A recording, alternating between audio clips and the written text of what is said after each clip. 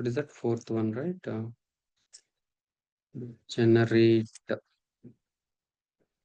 password, generate password token to communicate between remote and local, local to remote. So what is that? So So, you mean to say tokens are only used so that we can, whatever code we have, we can push it from our working computer, so laptop to the local repository and from local to remote remote repository. repository. Yes, yes, very That good. is why only I mean, like from local to remote, if you want For to push example, the code, the code is in our local, in our desktop or in our laptop, right? So, but we want to push that code to the remote repository. Where the remote repository is there? The remote repository is there in the github.com. Okay, in our repository. We need to push from your local to remote, your local to remote. So that's the reason we need a communication between your local to remote. So how we can communicate? So we can communicate. So we can provide as a sign in username password or a token. So the token will always be the same, or every time it will It, change? yeah, it will always be the same. So we selected the no expiration, right? If Yeah, we yeah, provide the that's expiration, definitely it will. We need to generate another token and we will use that token. so, okay. while generating the token, now I have entered the Durga Soft 6 as the token Mm, name. mm, Expiration is no expiration. Then it mm. is asking for select a scope. Is it mandatory that we should select something scope also, or just we can, Yeah, we need to select the scope also. what That should I scope select? is the scope is nothing but choose the checkboxes, right? Yes. Yeah, we need to so right. So we need a permission to delete the repo. So that token having the permission to admin the delete the repo, user and admin and the repo. We need to select the access permission to for that token, right? What are the permissions we are providing to that token? So we are providing the token to the permission, something like a delete repo. That token by using this token, right? As it's uses as a password. So the permission should be like a delete the repo, having the delete the repo and the admin the repo, right? So we need to give that permissions. But the permission will we only grant it, or somebody else will grant those permissions? Yeah. So yeah, somebody will grant those permissions. If it is in a group account, right? So they will provide you the permissions. I will show you that permission also while doing the real time, while doing the merging and something like approving. So if you Yeah, want to do the, yeah, I will show you that. Hmm? yeah, because in a real time, so we Yes, don't yes, yes. provide ourselves, right? Yes, yes, sir. Someone having the administration permissions, those will have something like you don't have a approve and merge the code. We will have the we will have that permission. Our lead or manager will have the permission to approve and merge. Right? So this is for only for main branch and the production branch, right? Yes, For the yes, develop yes, yes, branch, we have everything, I guess. yes, yes, yes, yes. I will show you how to give the permissions. Okay? Or click on your name, then go to settings, then developer settings, right? Then go to the personal access token, then click on the token classic. Choose name of the token, then choose no expiration,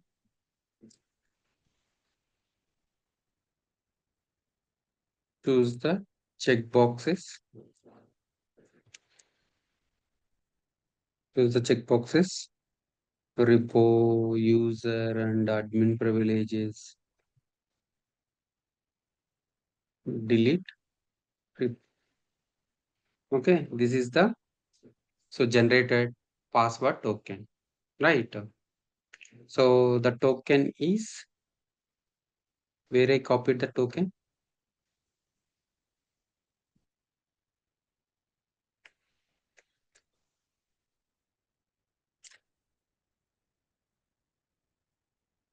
Token. Yeah, guys. So you can save this Once, token. sir, once we generate the token, can we still edit it? No, no, we cannot edit it. Okay. No, because I just selected repo, user, admin, Hmm. and delete repo. I didn't select You, it. you can, yeah. So we, Amrut, what you can do, you can watch the recording and you can practice it. So you can listen now, then you will understand. Okay. Okay? Yeah. So yesterday I already told you, right? Something like who modified the code, who committed the code, right? In our local or remote repository. So we need to set up the very first time. So you need to set up your user email and password. So user email and password. So how we can set up the email and password? I will show you cdls, cd git, ds git file. Yeah. So git log. You see what this is? So git commit. So you committed the code, and who is the author? Hari sir, and the author email address is so, and the date and commit. So for this purpose, we need to for very first time on your git bash, you need to set the global email address and global username. Global email address and the global name. So in the credentials manager, So in what the is the credentials, global this one, Hari? yeah. So I already told you, right? So something like you are developing the code and you are committing the code to the local repository. So who committed this code and when committed this code, right? So for this purpose, we need to set up the global username and email because of who updated the code, who modified the code, who deleted the code. Yeah, but whatever we logged in, Mm. that user ID and the global user ID will be the same, or it might be the different. So yeah, it might be that different. But definitely you see here. So here you logged in as a which user? Yeah, I logged in with a Durgasoft and Durga the Shah. yes. Yeah, I set up as a the username is so something like Hari and the path that email is Durga Shah. So you can use this one or you can use your own. Okay. So what is your question? I thought so we already logged in as a DurgaSoft user. So when we commit the code, so when we commit or push the code, it will show the this username password, right? Why we need to set up a global username and password, right? Correct. Yeah. Yes. Yeah. So for example, so you are not cloned the repository, for example. So you are not created or you are not cloned the repository. You just created a repository, local repository here. You just create a local repository here. I will show you. So mkdir ds git 6, for example, or 7. So cd ds git 7. Okay. Now I am in the a normal directory. Now I am in the normal directory. I want to create this. I want to create this as a. I want to initialize this as a local Git repository. How you can initialize Git init command? What is the command? Git init command. Now you see. So this is the So this is the local repository. This is this repository, this local repository does not have a relation between this repository. Okay. Now, so fetch hari.txt. I created the file and git add dot git commit -m just test right git log. So I need to remove this here. So I need to remove this git. Yeah. So we need to git rm, I think. So we can delete that email address and email address, or we need to set up another. So now you understood, right, Neil? Yeah, one question. So here we Mm. have created a local repository, correct? Yes, yes, So yes. on top of that, we are creating the file on the local Mm. repository.